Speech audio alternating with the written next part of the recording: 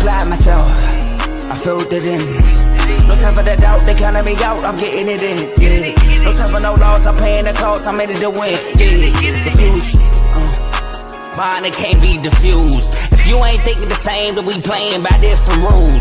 You can't see the vision, we living at different views. Until we complete the mission, keep getting up, never snooze. I walked a mile in my shoes, had the mind of a fool, chasing diamonds and jewels. Trust me, I was confused. Started minding my business and used my mind as a tool.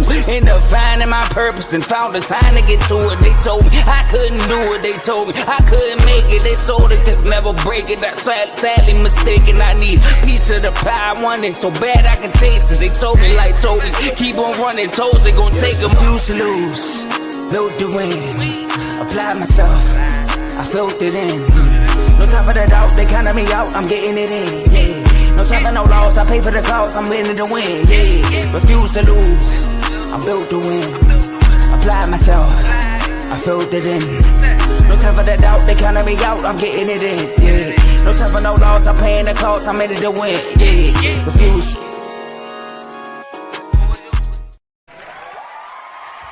Welcome back to CTC. I'm your gracious host, Carl, and I'm back with another episode. And today, we got 4 bowl games to talk about. The last 4 bowl games of the bowl season that are non-playoff are today. So we got to talk about those. And before I do that, Happy New Year. This is my first episode post-New Year. So Happy New Year to everybody to you and your families, everybody listening, everybody watching. Happy New Year. Now, before I get into it, just going to explain my record. So my overall record for the season is 169-94. My bowl record is 20-11, which is happy for that. What was that, Wednesday? I thought I was about to go 0-4, man. Them games was looking bad. But then we actually ended up going 3-1 on Wednesday. So shout out to that. Now my CFP took a hit. We were 3-1. Oh, the quarterfinals cooked me. As you can see, I took a lot of teams that had a bye week. I took Texas Tech. I took Indiana, which was my only win. I took Georgia, which shout out Ole Miss, and I took Ohio State. I did. So those are my records there. And let's hop into these 4 games for today. We're going to start with the Armed Forces Bowl, which is today at 1:00. Why did that just happen? I don't know why that just happened. Sorry about that. Today at 1:00 on ESPN. Why does it keep every time I add a banner, it makes my picture go away? This is something new. 1 second again. I don't know what's going on with these technical difficulties, but Rice takes on Texas State in the Armed Forces Bowl. Texas State comes into this matchup as 18.5-point favorites. This game is 1:00 on ESPN. Now Rice is without starting quarterback. They're starting quarterback. While Texas State coming in pretty much full strength. Now they're missing like a couple pieces, but pretty much they're good to go. Rice starting quarterback today will be Patrick Creighton Jr., which I wonder if I think that's the son of former Patrick Creighton, receiver for the Cowboys. I'm pretty sure that's his son. So shout out to him. But if you're new to the show, the way I do it, I give 5 keys for each side on possibly how they can win the game, and then I pick a winner and say why. So on the right side, we got established Quentin Jackson, the leading running back. You got to establish the run when you got a young freshman quarterback in the ball game. He's going to need the run game a lot. So you want to establish him on the ground. Contain Brad Jackson legs. He is super explosive at quarterback. Brad Jackson for the Texas State Bobcats is super explosive, the young freshman. So you got to watch him get out that pocket. You want to limit explosive plays because they got guys like Chris Dawn Jr. and Bo Sparks that can just attack down the field. Like I said, Brad Jackson, even Lincoln Perry, the running back, he can kill you on the ground. So you got to limit explosive plays if you're Rice. Get Patrick Creighton Jr. some easy rhythm throws. Again, young freshman quarterback starting in a bowl game. You want to get him settled in, get him some easy stuff to get into a groove. And lastly, you got to force turnovers against this Texas State offense. Definitely got to force some turnovers because this offense is very explosive. Now, for Texas State, my first key for them is don't blow a lead. You blew 3 leads this year. You blew a lead against Arkansas State, Marshall, and I'm blanking on the last team they blew a lead against. But they blew another lead. It wasn't UMRO. It wasn't Southern Miss. They blew a lead. whatever the case may be, it'll come back to me or I'll look it up. But whatever the case may be, you have been up in 3 games. I think it was Troy. Actually, I want to say it was Troy, but you've been up big in 3 games and you blew 3 leads. So even if you go big, you cannot afford to blow the lead. Yeah, it was Troy. It was 3 games straight. Arkansas State, Troy, and Marshall. So that's key number 1. Number 2, run Brad Jackson. Like I said, man, super explosive quarterback. So you want to get him in open field and making plays. Or maybe if a play breaks down, he takes off and creates something out of nothing. Establish Lincoln Perry on the ground, the running back. Get the ball to Bo Sparks and Chris John Jr. Like I said, they can just attack defenses in multiple ways. And score, because I think if they putting up a bunch of points, Rice 1 won't match it. 2, this Texas State defense is pretty solid, man. So at times, because they do give up points at times, but at times it can be very solid, i.e. the UTSA game. So, but my winner, I'm going with GJ Kine and the Texas State Bobcats.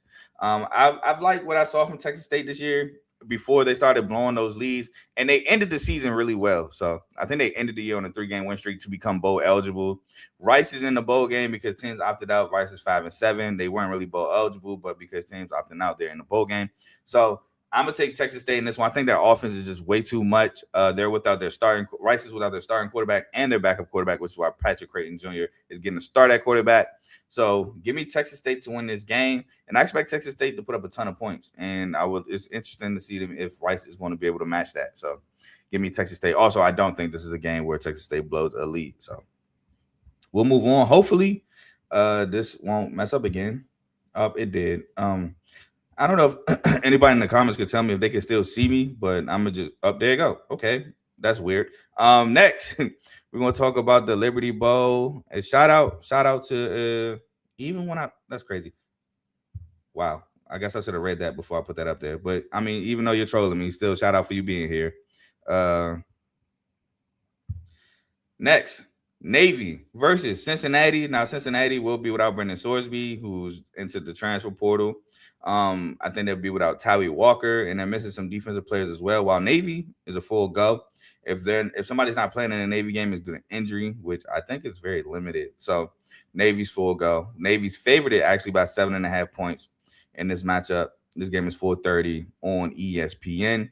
Now for Navy, man, hey Dave, I'm so thrown off by it. I don't know, Dave. Am I disappeared right now? Because on my screen, when I pulled your comment up, it looks like I'm disappearing.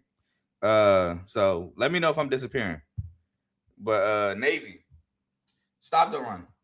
Stop the run because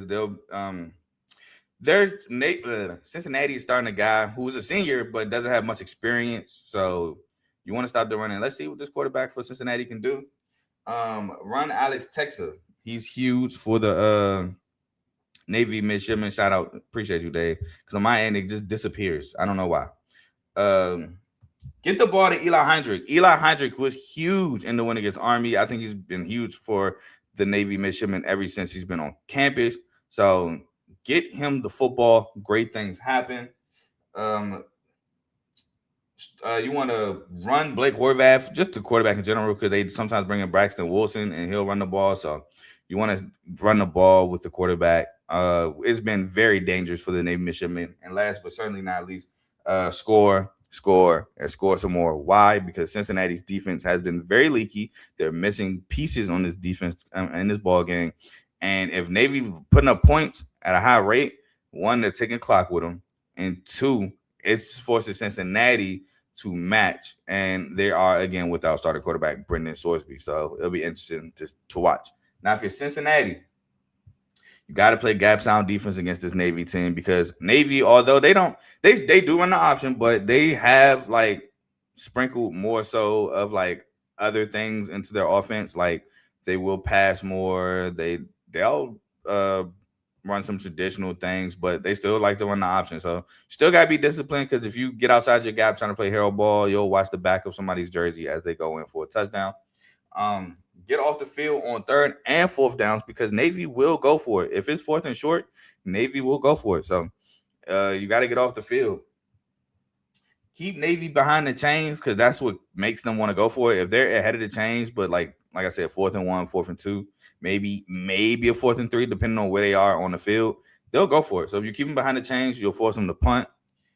Get Cyrus Allen the ball. He is one key piece that will be playing for Cincinnati is Cyrus Allen. So you want to give him the ball, and you got to stop the run. You got to stop the run of the Navy midshipmen. But my winner is Navy. Navy's had a really good season. I believe they are 10 wins right now. They're at the top of the American Athletic Conference. And again, Cincinnati's defense to me is very leaky. So with that being said, I think Navy has a pretty good time running their offense, scoring points, forcing Cincinnati to match. And I don't know if I necessarily have Cincinnati to match. Now, what I will say is maybe, just maybe, Cincinnati could get Navy up front in the trenches, but ultimately, I think Navy is just going to they'll win. So I'm rolling with Navy in this matchup. Next, we have the Holiday Bowl. We have Arizona versus SMU. SMU comes into this one as 1.5-point favorites. This game is 8:00 on Fox. So for Arizona, all right. Before I start, I would like to say that both of these coaches, if they have opt-outs, they said they're not saying them. So if I say a player name and then he doesn't play because he opted out, the coaches literally said to online, like, we're not telling you who's opting out. We don't want the other team to know. So just throwing that out there. So for Arizona, contain Kevin Jennings' legs, who this one, Kevin Jennings was said to be confirmed to play. So that's not one of them. But Kevin Jennings, you got to contain his legs because he can break outside the pocket if nothing open and make something out of nothing. Establish Ishmael Mahdi, the transfer running back from Texas State, who's having a good year for Arizona. Get Chris Hudson the ball, who is your most probably explosive receiver.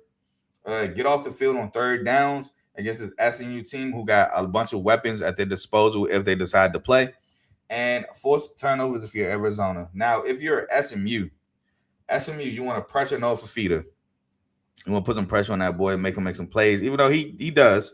But you still want to put pressure on him.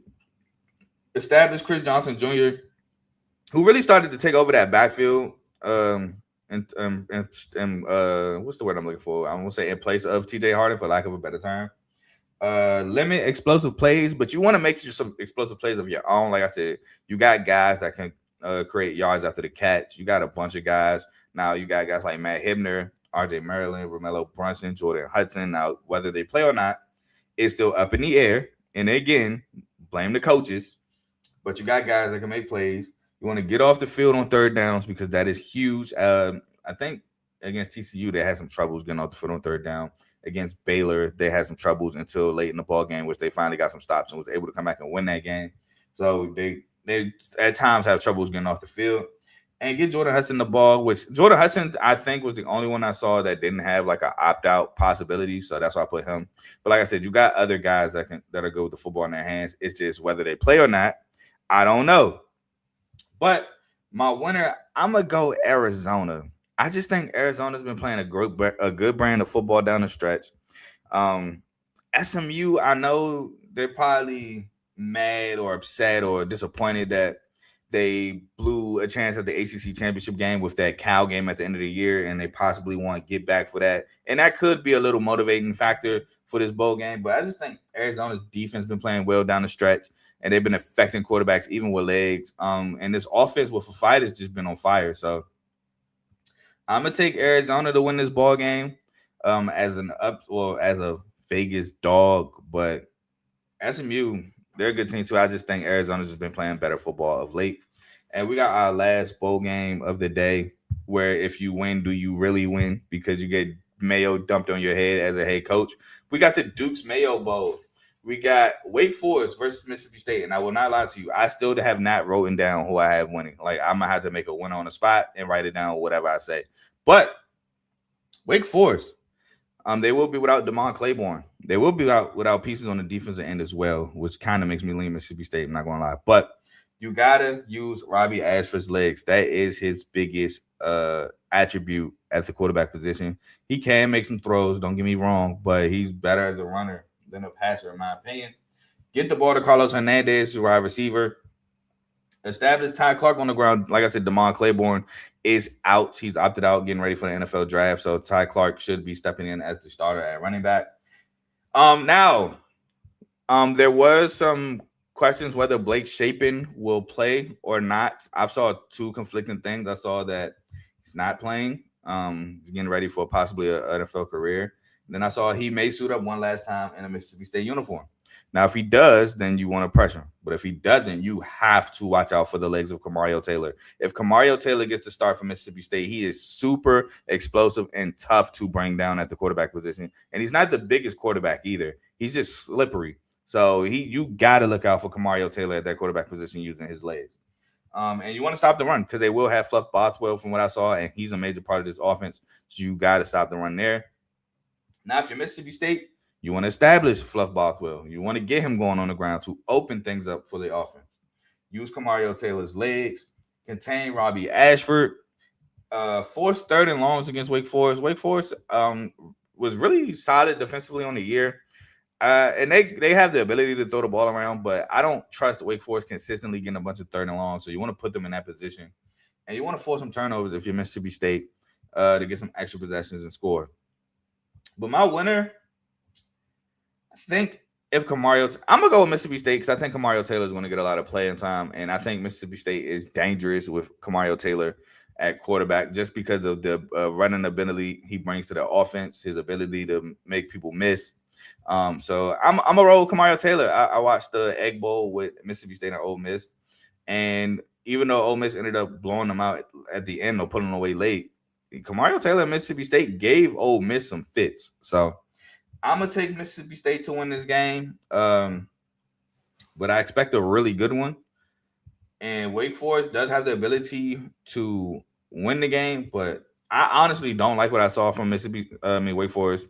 And their finale against Duke, they let Duke just do whatever on offense, and missing key pieces from the defensive end kind of scares me. So I'm going to take Mississippi State in this matchup.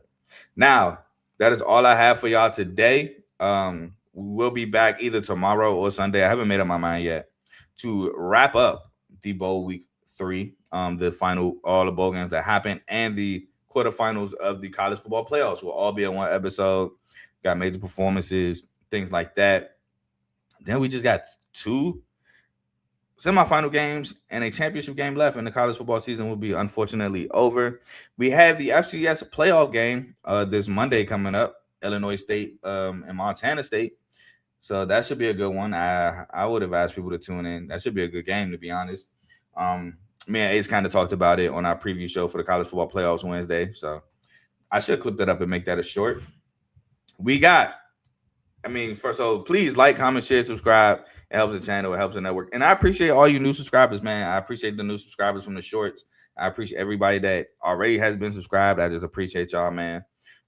But like I said, this is a network, so we do have multiple shows. We have the main show featuring Joe, Tomo, and Dave, which Joe won't be on today, but they go live Tuesday and Fridays from 7 to about 8:30ish.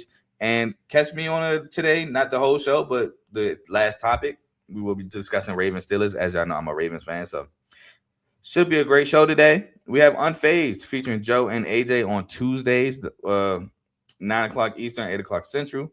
So make sure y'all check them out. We have BWT, Baseball with Teddy. Baseball World Classic starts in March.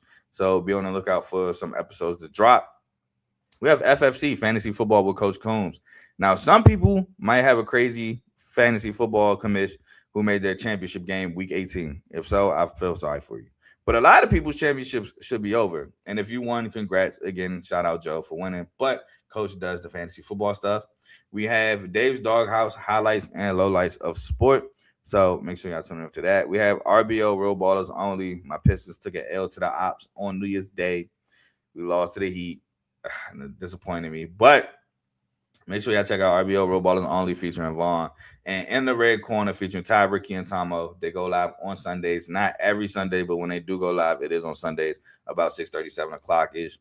And they talk boxing. Anything boxing except exhibitions and, stuff like Jake Paul and all that.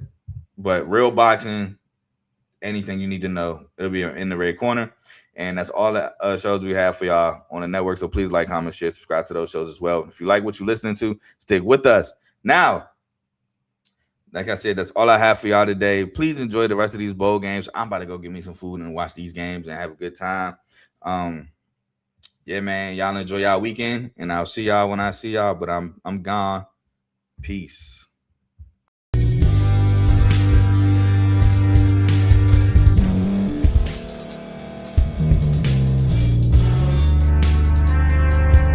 Thank you for staying to the end. If you're watching this on YouTube, please like this video, subscribe, and also hit that notification button so you can be notified next time we put out a video. If you're listening on any podcast platform, subscribe and hit that notification button, y'all, so you can be notified we put out another podcast audio. And last but not least, hit that share button. No matter what you're listening to or watching it, hit that share button and send it to somebody that you know that would love to watch this episode you just listened to. So once again, thank you for staying to the end, and we'll see y'all in the next episode.